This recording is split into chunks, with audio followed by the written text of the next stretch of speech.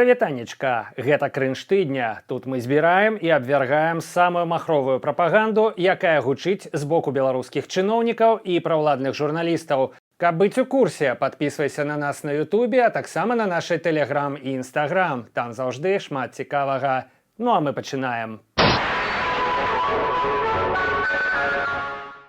Дэпутат Ігар Мартынаў вырашыў ударыць еўрапейскіх палітыкаў ніжэй за пояс. Брюссель выглядит в роли политического импотента.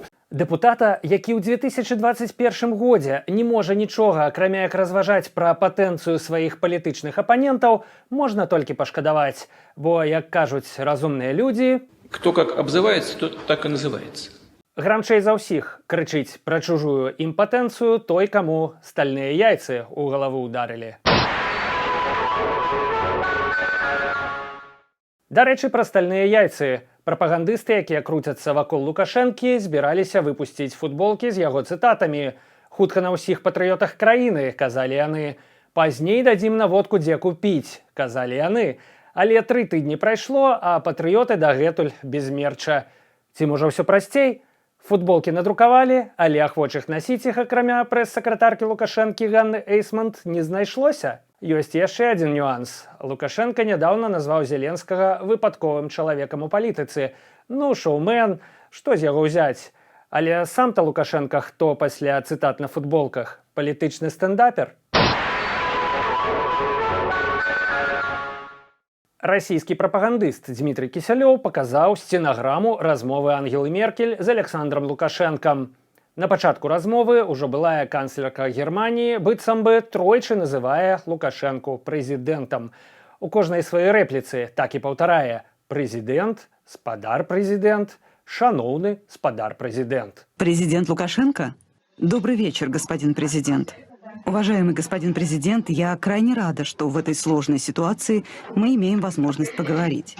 Пакінем задушкамі, што сфабрыкаваць такую сценаграму для прапагандысцкага сюжэта – гэта справа пары хвілінаў. Ды і адказ Лукашэнкі так точна намякае на рэальных аўтараў сценаграмы. Цікава іншае. У інтэрв'ю Стыву Розенбергу з BBC Лукашенко сказаў, што для яго не мае ніякага значэння, як яго называюць у Еўропе. Ангела Меркель обращалась к вам. Интересно, вот как господин президент или господин Лукашенко или Александр Григорьевич? А чего вас это волнует?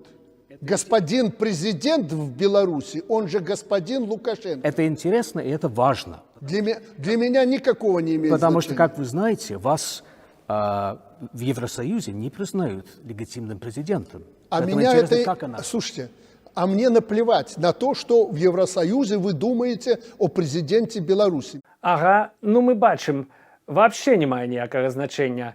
Настолькі не мае значэння, што расійскага прапагандыста падцягнулі, каб хоць каго-небудзь пераканаць. Усё ж такі спадар прэзідэнт. Господин президент и уважаемый господин президент.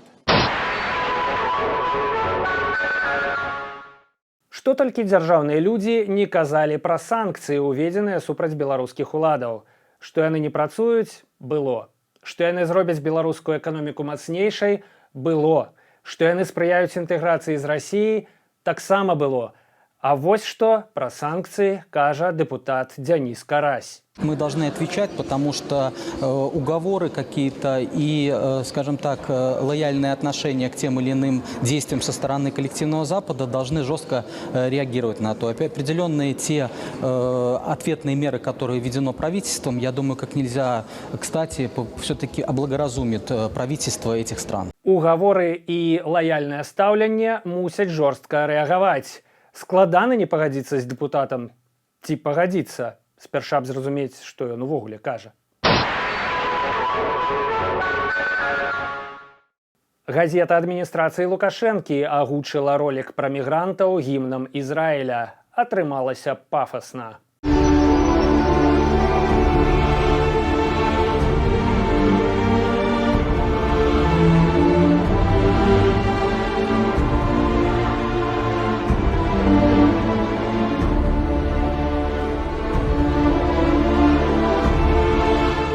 Відэа выглядае максімальным здзекам над Ізраілем. Большая частка мігрантаў да таго, як патрапіць у Беларусь, жылі ў краінах, якія не прызнаюць права Ізраілю на існаванне.